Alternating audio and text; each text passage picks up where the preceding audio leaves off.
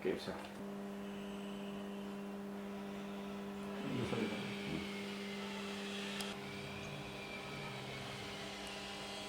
हाँ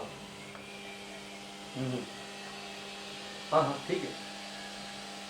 okay okay okay okay okay या definitely definitely ठीक है, उस चीज़ पे हम काम करेंगे।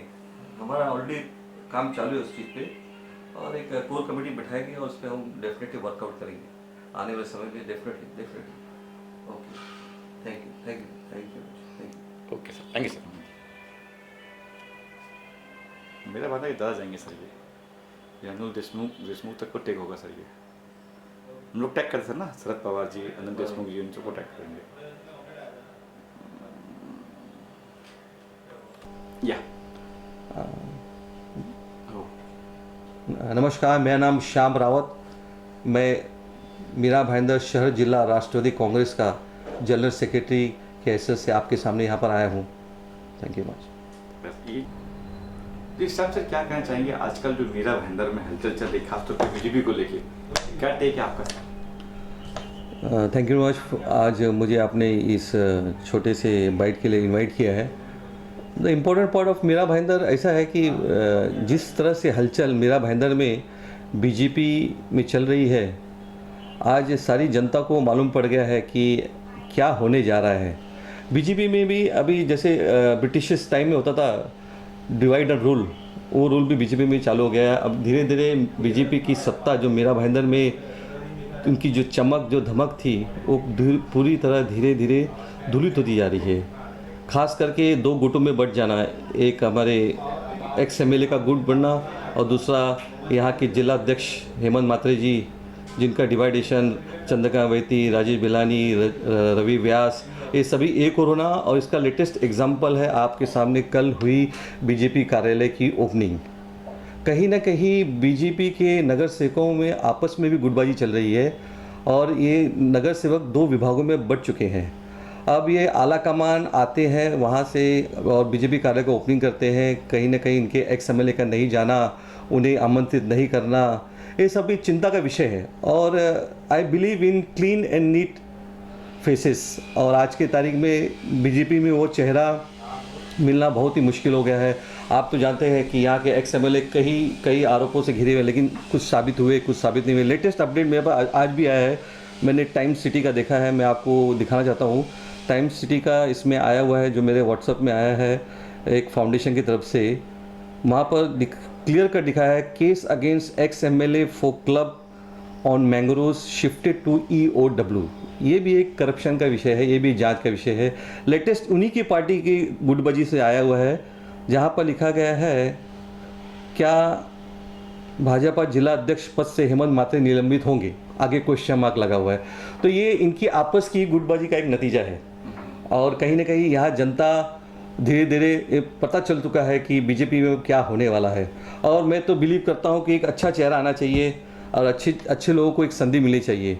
और बीजेपी की जो कार्यकाल में अब इसका जो कमल जो है धीरे धीरे मीरा भाईंदर में मुरझित है। एक व्यक्ति ने जो आज के 10 साल पहले यहाँ के कुछ नगर सेवक को भ्रमित करके धीरे धीरे कांग्रेस और राष्ट्रवादी कांग्रेस के अच्छे नगर सेवक जो अच्छी तरह से पूरी सहनशीलता के साथ काम करते थे, उन्हें डिवाइड रूल से डिवाइड करके अपने साथ लेके गया। आज वही नगर सेवक उसके विरोध में जाकर पक्ष पार्टी को बदल रहे हैं और धीरे धीरे कांग्रेस और राष्ट्रीय कांग्रेस की तरफ से फिर उनकी घर वापसी हो रही है। तो ये एक गिव एंड टेक का रूल हो गया है।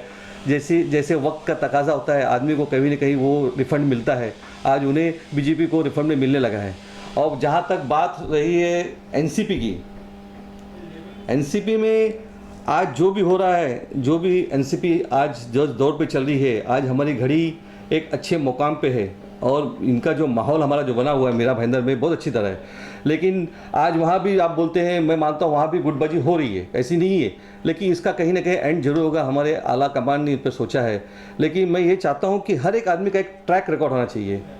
ट्रैक रिकॉर्ड होना बहुत ज़रूरी है। क्यों? आज जिस तरह से अंकुश मालूसरे जी का नाम हमें यहाँ पर जिला अध्यक्ष पद के लिए हमारे आला कमान से आया हुआ है, नो डाउट आला कमान के निर्णय का हम स्वागत करते हैं, लेकिन इस व्यक्ति के बारे में भी जानना बहुत ज़रूरी है। क्या होता है कि पिछले 1983 से मेरा सफ़र है मीरा भाईंदर में। मैंने कई लोगों को नज़दीक से देखा हुआ है और मैं इस व्यक्ति के बारे में भी आपको ट्रैक रिकॉर्ड्स की स्क्रूटनी बताता हूँ कि मैंने देखा है जब गिलबर्ट सेठ जी यहाँ पर आमदार थे और गणेश नायक जी खासदार थे, उस वक्त भी ये व्यक्ति वहाँ पर राष्ट्रवादी कांग्रेस में अंकुश मालवीय थे। सडनली एक वक्त ऐसा आया कि कुछ एक हफ्ते में इन्हीं वहाँ पर भी एक ऐसी समस्या है कि इन्हीं युवा अध्यक्ष पद के लिए आमंत्रित किया गया था, उनकी नियुक्ति हो गई थी और सडनली एक हफ्ते के अंदर गिलबर्ट से नाराज हो गए थे और इनके सारे बैनर, सारे होल्डिंग, इनको इमीडिएट सारे पदों से ये अंकुश मालवीय जी को निकाल दिया गया था। ये स्क्रूटनी आप भी कीजिए, आप तो पत्रकार है, आपको ये मालूम पड़ेगा। पिछले 15 साल पहले की बात बताता हूँ मैं, ये इसमें सच्चाई है। और इसी व्यक्ति ने कुछ नाराजगी दिखाकर अपनी खुद की संगठन बनाई जिसका नाम है Nirbhay Bharat. He was not success there also. बाद में ये धीरे धीरे इनका देखिए, इनकी अपॉर्चुनिटीज़ देखिए, वक्त का कैसे ये पकड़ते ये ऐसे व्यक्ति कि इन्होंने कांग्रेस का दामन थामा। कांग्रेस में उस वक्त सावंत जी थे, Arvind Sawant, I think so. Arvind Sawant कुछ महीने में उनका पद पर जाने वाला था, इनको कांग्रेस का अध्यक्ष बना गया। Within 1 year he escaped from there. हाँ, जरूर कुछ ना कुछ तो इसमें जांच की विषय है, जो कांग्रेस से निकाले गए या छोड़े गए, छोड़ने के बाद ये कहाँ गए, कहे गए। और देखिए, आला कमान तो हर सही नहीं रहता, लेकिन आला कमान तक किस व्यक्ति के बारे में क्या मैसेज पहुँचता है वो गुमराह का विषय भी हो सकता है। तो मैं मेरे आला कमान से ये निवेदन करूँगा कि आप इस व्यक्ति का और संतोष जी पेंडुलकर का भी ट्रैक रिकॉर्ड निकालिए। आप देखिए कि इस व्यक्ति ने कांग्रेस से निकलकर बाद में वापस यहाँ पर आया और किसी सोर्सेज से आप तक पहुँचा और आपने इन्हें जिला अध्यक्ष के लिए नियुक्ति दी है, no problem. But I have seen him personally about both the personalities. I have seen Santosh Pendulkar ji, I have seen Ankush Malviya. I don't know personally, ज़्यादा उनके बारे में जानता नहीं है अंकुश मालवीय, क्योंकि उनका चेहरा I couldn't find him the present personality of his Hindi, of speaking Marathi, everything I have noticed. But I feel much more, I am not going to take the side of संतोष पेंडुलकर जी कि ये बहुत अच्छे हैं, but लेकिन I feel much more better than at present. और जबकि माहौल मीरा भाईंदर में एक अच्छा बन चुका है, तो मेरा ऐसा मानना है, मैं आला कमान से दरख्वास्त करूंगा, रिक्वेस्ट करूंगा कि एक 2022 तक ये आने वाले जो नगर पालिका की चुनाव है, संतोष पेंडुलकर को कंटिन्यूशन रखा जाए। और इन सभी जो व्यक्ति जो अभी वापस घर वापसी की है, उनको भी ये तहे दिल से सोचना चाहिए कि आपको जिलाध्यक्ष पद का इतनी ही इम्पोर्टेंस देने से अच्छा आप पार्टी के जो प्रेजेंट जिलाध्यक्ष है उनके साथ मिल के साथ बढ़ाए, आगे बढ़े, पार्टी को अच्छे लेवल पे जाए। और मैं आपको एक दावे के साथ कहता हूँ आपकी इस मीडिया के माध्यम से, अगर आज चुनाव आयुक्त मीरा भाईंदर में अगर इलेक्शन डिक्लेयर करता है तो राष्ट्रवादी कांग्रेस 1 नंबर पर होगी, दूसरे नंबर पर शिवसेना होगी, तीसरे नंबर पर कांग्रेस होगी और सबसे लास्ट श्रेणी में होगी बीजेपी। जो बीजेपी की आज हलचल है, कि बीजेपी के पास जो नेता है उसकी छवि पूरी खत्म हो चुकी है। इसलिए बीजेपी भी नहीं चाहती कि वो छवि को लेकर हम बीजेपी को आगे ले जाए, ताकि उनको मालूम है उनको 2022 में एक बहुत बड़ा झटका पड़ने वाला है। लेकिन राष्ट्रीय कांग्रेस अपने स्टैंड पे एक अच्छी तरह मुकाम पे आ चुकी है। जो पेंडेमिक सिचुएशन हमारा था 2019 का, संतोष पेंडुलकर ने अच्छा काम किया, ठीक है, बढ़िया है, लेकिन जो 0 से लेकर उन्हें 40% 50% लाया है। अगर आप एक सडनली हाई कमांड के ऑर्डर से एक नए व्यक्ति को जिसकी स्क्रूटनी नहीं, उसकी ट्रैक रिकॉर्ड नहीं निकाला गया, उसको जिला अध्यक्ष पद की नियुक्ति देते हो, तो सडनली सभी कार्यकर्ताओं का मोरल डाउन होगा और ये राष्ट्रीय कांग्रेस फिर 0 पे जाएगी और उसे डेवलप करने के लिए फिर 1 साल जाएगा, फिर हम बैकफुट पे जाएंगे और आने वाले 2022 का लक्ष्य हम नहीं प्राप्त कर सकते। तो मैं आदरणीय शरद चंद्र पवार जी से और हमारे दादा जयंत दादा पाटिल से और हमारे होम गृह मिनिस्टर जो हमारे जितेंद्र आव्हाड जी है, उनसे भी निवेदन करता हूं कि इस चीज़ की बारीकी से स्क्रूटनी की जाए, रेफरेंस देना और उन पर अव्वल करना और उनकी स्क्रूटनी करके जो वाजिब लगे, जो एकदम सही लगे। मेरा आज मानना है कि पेंडुलकर के साथ बहुत से कार्यकर्ता है, खटपटे सब में है, 100% we can not satisfy all कार्यकर्ता, बट ये टाइम आ गया है कि something you have to search about the scrutiny, about the track record of particular person before appointing him as a district president of Mira Bhainder. So better for our party, better for our कार्यकर्ता। इसमें बहुत सारे कार्यकर्ता आज नाराज चल रहे हैं। मैं नहीं चाहता, मेरी पर्सनल ओपिनियन है कि ट्रैक रिकॉर्ड निकाले और देखे कि एक आदमी राष्ट्रीय कांग्रेस से गिलबर्ट सीट से भी नाराजगी से निकाला गया था, कांग्रेस से भी छोड़ के गया और सडनली आप राष्ट्रीय कांग्रेस को से इतने बड़े मुकाम पर पद दे रहे हो, उसका पर्सनल क्या रिकॉर्ड है, उसने आज तक क्या क्या काम किया है, उसने क्या किया है, इस सब चीज़ को ध्यान रखते हुए और एक तरफ संतोष पेंडुलकर जी के कार्य को भी ध्यान रखते हुए एक सही निर्णय ले, ताकि आने वाले समय में जो विश्वास पिछले 15-20 साल में मीरा भाईंदर की जनता ने हमेशा राष्ट्रवादी कांग्रेस और कांग्रेस पर जताई है, 15 साल हमने हमारा मेयर दिया है, हमारा आमदार दिया है, हमारा स्टैंडिंग कमेटी था और डेवलपमेंट हमने हमेशा किया है मीरा भाईंदर में। आज जो मीरा भाईंदर का चेहरा बदला है वो राष्ट्रवादी कांग्रेस और कांग्रेस की वजह ही से बदला है। ये सिर्फ एक लोगों में भ्रम फैला गया है कि बीजेपी ने पिछले 5 साल में काम किया। देखिए, रोड, गटर, नाले, ये सारी तो सुविधाएं, ये तो महानगर पालिका का हक है।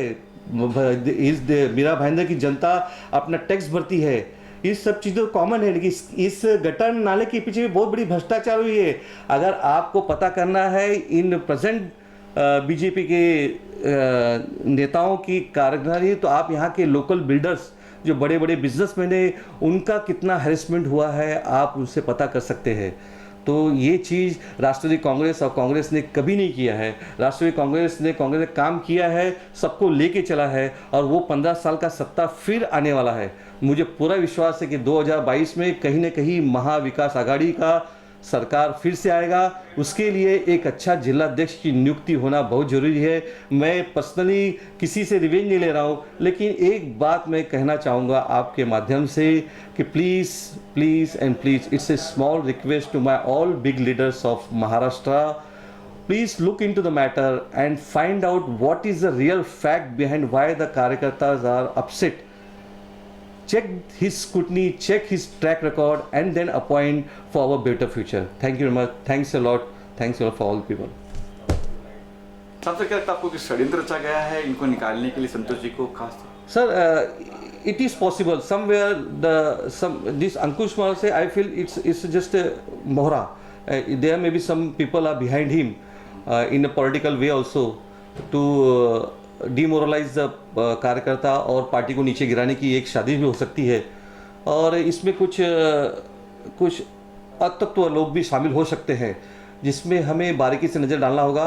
और शायद मेरी ये बातें गलत भी हो सकती है, इसमें कोई नहीं, लेकिन कुछ न कुछ कहीं ना कहीं तो इसमें ऐसा लग रहा है कि सडनली बढ़ती हुई पार्टी को और सडनली एक अच्छा काम करने वाले, maybe his financially is not sound, I also agree, maybe Santosh Pendulkar's financially is not sound, but way of his personality, way of his talking is totally supporting to the Karyakarta and supporting the people of Meera Bhayandar.